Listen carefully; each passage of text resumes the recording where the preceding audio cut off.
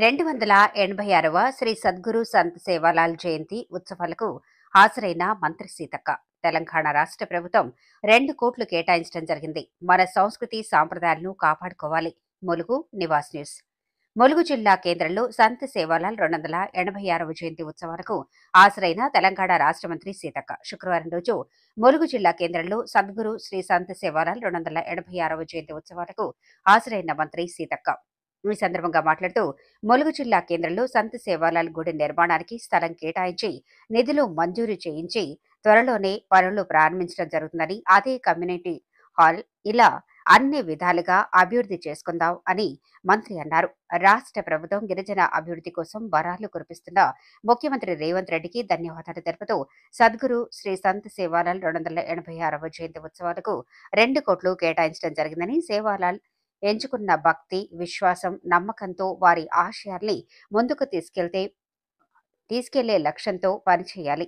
రేపటి తరానికి సేవాలాల్ సేవలను అందించాలి. చరిత్ర లేనిది వర్తమానం లేదు, నేడు లేనిది రేపు లేదు. చరిత్ర పునాదుల మీదే మన జాతి నిర్మితమవుతుంది. సేవాలాల్ ఇచ్చిన శాంతి బోధనలు, సమానత్వం, అహింసా స్ఫూర్తితో ముందుకు నడవాలి. ఆయన చూపిన సమాజ శాంతి కోసం బంజారాలు పనిచేయాలి.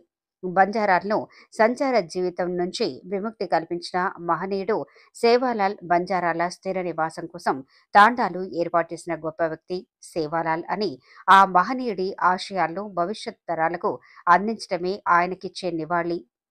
పాశ్చాత్య సంస్కృతి వెంటబడకుండా ఆ మహనీయుడి ఆశయాలను భవిష్యత్ తరాలకు అందించడమే ఆయనకిచ్చే నివాళి. పాశ్చాత్య సంస్కృతి వెనకబడకుండా మనం మూలాలు మరవద్దు. ఎంత ఎత్తుకు ఎదిగినా జాతి మూలాలు, వేష భాషలను మర్చిపోవద్దు. మూలాలు పోతే అస్తిత్వం దెబ్బతింటుంది. అప్పుడు హక్కుల గురించి మాట్లాడే అవకాశం ఉండదు. మన జాతి గురించి మనం సగర్వంగా చెప్పుకోవాలి. ఆస్తులు, హోదాలు కాదు, ఫ్రెండ్లీగా ఎంత శాంతితో, ఎంత సోదర భావంతో బతుకుతున్నాం అన్నదే ముఖ్యం. ఐటీడీఏలు ఏర్పాటు చేసింది కాంగ్రెస్. సంవత్సరం గతంలో సప్లాన్ నిధులు పక్కదారి పట్టాయని కాంగ్రెస్ ప్రజాప్రభుత్వం 17,000 కోట్లను ఎస్టీ సంక్షేమం కోసం కేటాయించింది. అన్ని వర్గాల ప్రజలు అభివృద్ధి ధ్యేయంగా రాష్ట్ర ప్రభుత్వం పనిచేస్తుందని మంత్రివర్యులు సీతక్క అన్నారు. ఈ కార్యక్రమంలో జిల్లా గ్రంథాలయ సంస్థ చైర్మన్ బానోత్ రవిచంద్రతో పాటు కాంగ్రెస్ పార్టీ రాష్ట్ర, జిల్లా, బ్లాక్, మండల, గ్రామ నాయకులు, కార్యకర్తలు, నాయకులు తదితరులు పాల్గొన్నారు. 286వ శత జయంతిని, జన్మదిన ఉత్సవాన్ని అత్యంత ఘనంగా ములుగు నియోజకవర్గ కేంద్రంలో, ములుగు జిల్లా కేంద్రంలో మరి శ్రీ సంత్ సేవాలాల్ గారి యొక్క జన్మదిన కమిటీ ఆధ్వర్యంలో మరి కమిటీ అధ్యక్షులు మరి జయరాం గారు, మరి మన గ్రంథాలయ చైర్మన్ చందర్ గారు, మన మాజీ చైర్మన్ గారు గోవింద్ నాయక్ గారు, మోహన్ లాల్ సార్ గారు, బాలు నాయక్ గారు, మరి ఇక్కడ సోదరులకు, సోదరి మనులకు అందరికీ కూడా హృదయపూర్వక శుభాకాంక్షలు. పత్రికా మీడియా సోదరులకు అందరికీ వాస్తవానికి అత్యంత ఘనంగా నిర్వహించుకోవడం కోసమే మరి 2 రోజుల నుంచి నేను కూడా ఇవే ఉండడం జరిగింది. అనుకోకుండా మరి కార్యక్రమం రావడంతో ఏఐసీసీ నుంచి మాకు శివాలయంలో ప్రత్యేక పూజలు నిర్వహించిన తెలంగాణ రాష్ట్ర మంత్రి సీతక్క. ములుగు నివాస్ న్యూస్. ములుగు జిల్లా కొత్తగూడ మండలం గుండం గ్రామంలో గురువారం రోజున శివరాత్రి వేడుకల సందర్భంగా శివాలయంలో ప్రత్యేక పూజలు నిర్వహించిన రాష్ట్ర మంత్రి సీతక్క ఈ సందర్భంగా మాట్లాడుతూ చిన్న చిన్న ఆలయాలకు ప్రత్యేక నిధులు కేటాయించి అభివృద్ధిలోకి తీసుకొస్తామని, భక్తులకు ఇబ్బందులు లేకుండా చూస్తామని మంత్రి అన్నారు. ఈ కార్యక్రమంలో కాంగ్రెస్ పార్టీ రాష్ట్ర, జిల్లా, బ్లాక్, మండల, గ్రామ నాయకులు, కార్యకర్తలు తదితరులు పాల్గొన్నారు.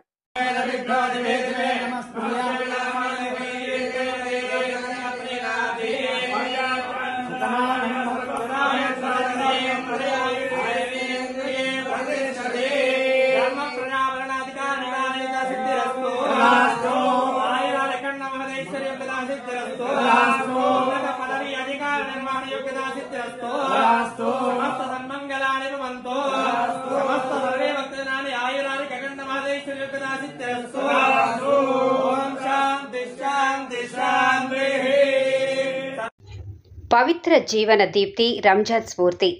ప్రారంభమైన పవిత్ర రంజాన్ మాసం ఉపవాస దీక్షలు. హుజూరాబాద్ నియోజకవర్గ ఈద్గా కబ్రిస్తాన్ అధ్యక్షులు మహమ్మద్ మొహిద్దీన్ హుస్సేన్ ప్రత్యేక ఇంటర్వ్యూ. హుజూరాబాద్ నియోజకవర్గం నివాస్ న్యూస్. 1400 ఏళ్ల కిందట భయంకర రుగ్మతలతో జనం విలవిల్లాడారు. ముదిరిన రోగాలకు తోడు హింస, దౌర్జన్యం, అన్యాయం, అక్రమాలు, మత్తు పానీయాలు, అశ్లీలం, అసభ్యత హెచ్చరిల్లాయి. అలాంటి పరిస్థితుల్లో రంజాన్ మాసంలోని ఓ శుభరాత్రి వేళ అకస్మాత్తుగా ఆశాకిరణం మెరిసింది. పాపాంధకారాన్ని పారద్రోలే పవిత్ర ఖురాన్ భూజనులకు అందింది. మానవాళి జీవనాన్ని సత్కరించి మానవత్వాన్ని పరిమళింపజేసింది. ఆధ్యాత్మిక, నైతిక, ఆర్థిక, సామాజిక రుగ్మతల్ని నిర్మూలించే నీతి న్యాయస్థాపనకు, సమత సౌభ్రత్వంతో సమాజ స్థాపనకు ఖురాన్ తోడ్పడిందని ముస్లిం మత పెద్దలు చెప్పారు. ఇస్లాం ధర్మంలో ఇమాన్, నమాజ్, రోజా, జకాత్, హజ్ యాత్ర ముఖ్యమైనవి. వీటిపై శిక్షణ ఇవ్వటానికి రంజాన్ మాసం సరియైన సమయం. ఓ విధంగా చెప్పాలంటే ఈ నెలంతా ముస్లింలకు శిక్షణ కాలం వంటిది. ఖురాన్ గ్రంథం ప్రబోధించే సమానత్వం, సౌభ్రత్వాలను ముస్లింలు పాటిస్తారు. సమాజ్లో పఠించే ఖురాన్ సూక్తులు దైవ ఆదేశాలకు అనుగుణమై జీవితం గడిపేందుకు ఎలాగైతే ఉపకరిస్తాయో, రంజాన్ ఉపవాసాలు సైతం మనిషిలో మనో నిగ్రహం, సహనం, స్థైర్యం, దైవభీతి, దాతృత్వం పెంపొందిస్తాయి. అందుకే నెలంతా ఉపవాసాలు పాటించాలని, విస్తృతంగా దాన ధర్మాలు చేయాలని, తరావీ నమాజ్ పాటించాలని సృష్టికర్త ముస్లింలను ఆదేశించినట్లు పవిత్ర గ్రంథం ఖురాన్ పేర్కొంది. ఉపవాసం అనగా రోజా. ఉపవాసం అంటే సంయమనం దురుద్దేశాల నుంచి, దుష్ట వాంఛల నుంచి కాపాడుతుంది. మహమ్మద్ ప్రవక్త నిర్దేశానుసారం ముస్లింలు రంజాన్ మాసంలో ఉపవాస దీక్ష పాటిస్తారు. ఉత్తమ మానవత్వాన్ని పెంచే ఈ ఉపవాసం ప్రేమ, దయారూపాల్లో బహిర్గతమవుతోంది. సాటి మనిషి వృధా భరిత జీవితాన్ని ఎలా అర్థం చేసుకోవాలో బోధిస్తుంది. మానవుణ్ణి పరిణితి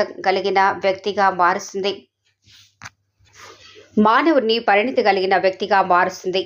పరుల సుఖ సంతోషాల కోసం జీవించేలా చేస్తుంది. ఉపవాసం ఆధ్యాత్మికమైన ప్రాణవాయువు. రంజాన్ మాసంలో అన్ని రోజులు నిరాహార దీక్షలో ఉండి తమ ధోరణి వల్ల ఏర్పడిన సమస్యల్ని, జరిగిన పాపకృత్యాన్ని తలుచుకొని పశ్చాత్తాపంలో మన్నించమని అల్లాని ఎవరు వేడుకుంటారో వారి లక్ష్యం నెరవేరినట్లేనని ఇస్లాం ప్రకటించింది. ఈ ఉపవాసాన్ని అరబిక్ భాషలో సౌమ్ అంటారు. సౌమ్ అంటే ఏదైనా ఒక వస్తువుకు దూరంగా ఉండటమని అర్థం. ఉషోదయం నుంచి సూర్యాస్తమయం దాకా తినటం, త్రాగటం వంటి వాటికి కాక మనోవాంఛలకు, దురలవాట్లకు దూరంగా ఉంటారు కనుక సౌమ్ స్థారకమై వెలిసింది.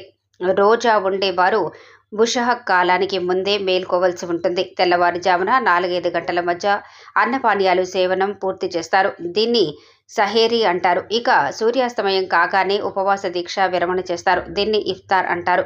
ఉపవాస వ్రతం పాటించేవారు ఈ మాసమంతా రోజు 5 వేళల నమాజ్ కాక రాత్రి అదనంగా తరావీ నమాజ్ ఉంటుంది. మసీదుల్లో ముస్లింలు తన్మయమవుతారు. ప్రతి ఇల్లు సహేరీ ఇఫ్తార్తో కొత్త శోభతో అలరారుతుంది. అందరిలోనూ సేవా దృక్పథం, ఆత్మీయతా భావాలు వెలువడతాయి. తనలోని కారుణ్య గుణం తన దాసులైన మానవుల్లోనూ ఉండటాన్ని చూసి అల్లా ఇష్టపడతాడు. కరుణించేవాడైన అల్లా పేరిట ప్రతి మంచి పని ప్రారంభించాలంటారు. ఇస్లాం శాంతి, సహనం, సామరస్యం, త్యాగం ఆధ్యాత్మిక ప్రధాన లక్ష్యంగా రూపొందించుకుంటుంది. రంజాన్ మాసం స్వార్థానికి పరమ విరోధిగా ఉండటమని బోధిస్తుంది. మహమ్మద్ ప్రవక్త ఒకసారి ఇలా చెప్పారు: ఉపవాసంలో ఉండి అసత్యం పలికితే ఆ వ్యక్తి కేవలం ఆకలి దప్పులతో ఉన్నట్లు లెక్క. అల్లా దృష్టిలో అతని ఉపవాసానికి ఎలాంటి విలువ ఉండదు. ఉపవాస లక్ష్యం మనిషి ఆకలి దప్పులతో ముంచటం కోసం కాదు. అసమయంలో అల్లాపై విధేయత కనబరిచి తన పరిధిలో మరింత పవిత్రంగా ఉండటం. ప్రభువు నిషేధించిన చెడులకు దూరంగా ఉండటానికి రంజాన్ మాసం తర్వాత కూడా అదే స్ఫూర్తిని కొనసాగించాలి. ఇది ఇస్లాం జీవన విధానం కావాలని నెల రోజుల పాటు చిత్తశుద్ధితో పాటు పరలోక ప్రతిఫలం ఆపేక్షతో పచ్చ నీరు కూడా తీసుకోకుండా మరో వాంఛలకు దూరంగా కఠిన ఉపవాస దీక్షలు నిర్వహించిన తర్వాతే వ్యక్తి మనసు, శరీరం పూర్తిగా పరిశుద్ధులవుతాడు. రంజాన్ తర్వాత ఆ స్ఫూర్తిని కొనసాగిస్తే ప్రాపంచిక మాయంలో పడిపోయే ప్రమాదం ఉండదు. తన పక్క వ్యక్తి ఆకలితో అలమటిస్తుండగా తాను మాత్రం సుఖ సంతోషాలతో గడపడం సరికాదని మహమ్మద్ ప్రవక్త బోధించారు. ప్రపంచంలోనే ప్రతి ఒక్క ముస్లిం సోదరుడు మరియు సోదరిమణులకు నమాజ్ మరియు జకాత్ మరియు రోజా ప్రతి ఒక్కరి మీద ఇది వాజిబ్ అంటున్న జమ్మికుంట మోమిన్పుర మజీదే దారుల్ సలాం మౌజన్ సాహెబ్ అహ్మద్ సలీం భాయ్. జమ్మికుంటపట్నం నివాస్ న్యూస్. పవిత్ర జీవన దీప్తి రంజాన్ స్ఫూర్తి. ప్రారంభమైన పవిత్ర రంజాన్ మాసం ఉపవాస దీక్షలు. హుజూరాబాద్ నియోజకవర్గం జమ్మికుంటపట్నం మోమిన్పుర మసీద్ దారుల్ సలాం మౌజన్ సలీం సాహెబ్ ప్రత్యేక ఇంటర్వ్యూ. 1400 ఏళ్ల కిందట భయంకర రుగ్మతలతో జనం విలవిలలాడారు. ముదిరిన రోగాలకు తోడు హింస, దౌర్జన్యం, అన్యాయం, అక్రమాలు, మత్తు పానీయాలు, అశ్లీలం, అసభ్యత రెచ్చిపోయాయి. అలాంటి పరిస్థితిలో రంజాన్ మాసంలోని ఓ శుభముహూర్తం వేళ అకస్మాత్తుగా ఆశాకిరణం మెరిసింది. పాపాంధకారాన్ని పారద్రోలే పవిత్ర ఖురాన్ భూజనులకు అందింది.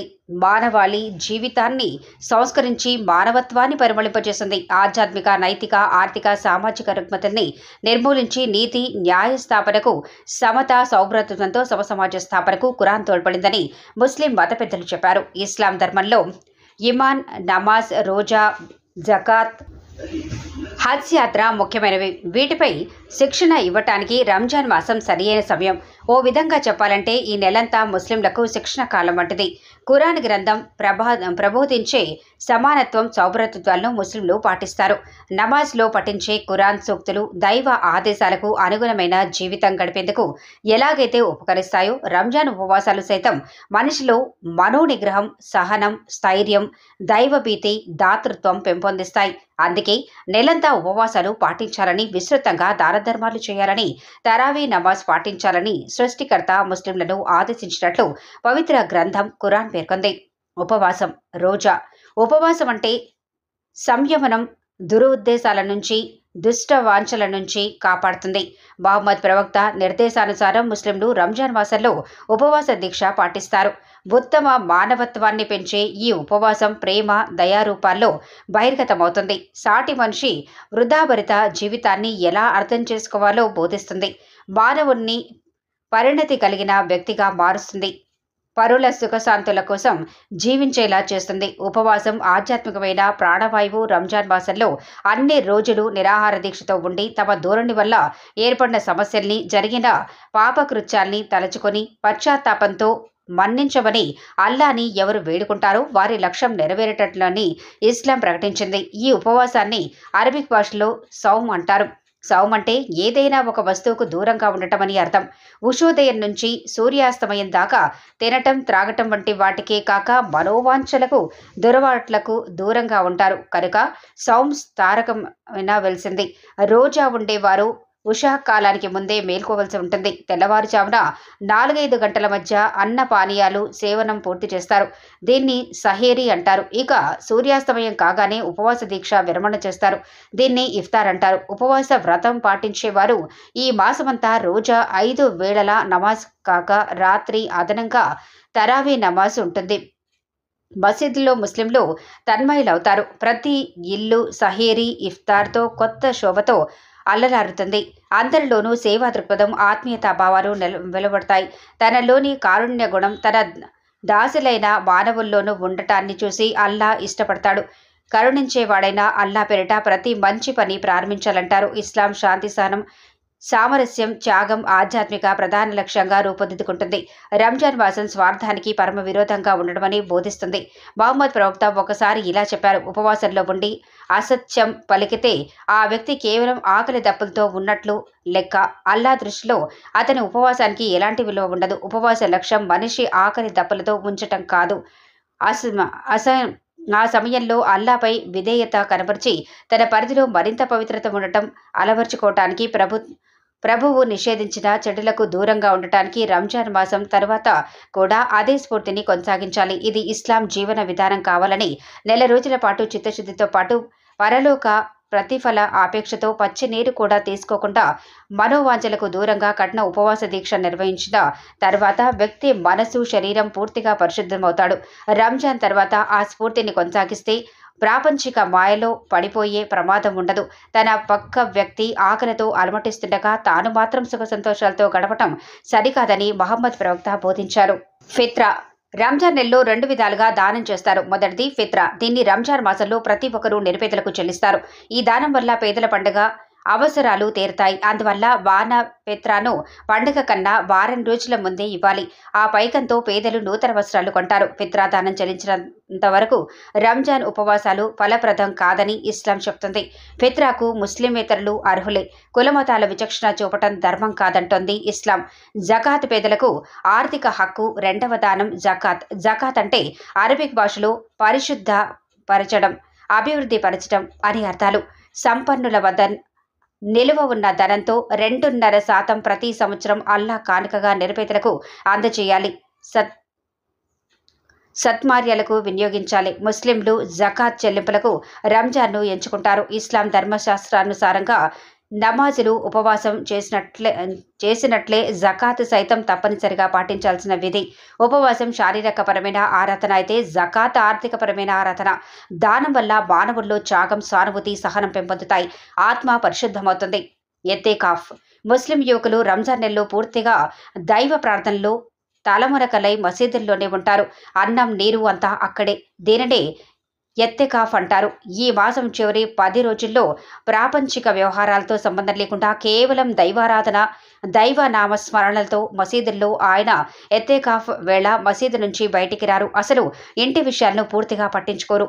మచ్చుకు 10 రోజుల పాటు మసీదుల్లో ఎత్తెకాఫ్ నిర్వహించాలి. దీనితో చెడును దరికి రానియకపోవటం, ఆత్మ నిగ్రహం, భక్తి వంటి మాననీయ గుణాలు అలవడతాయి.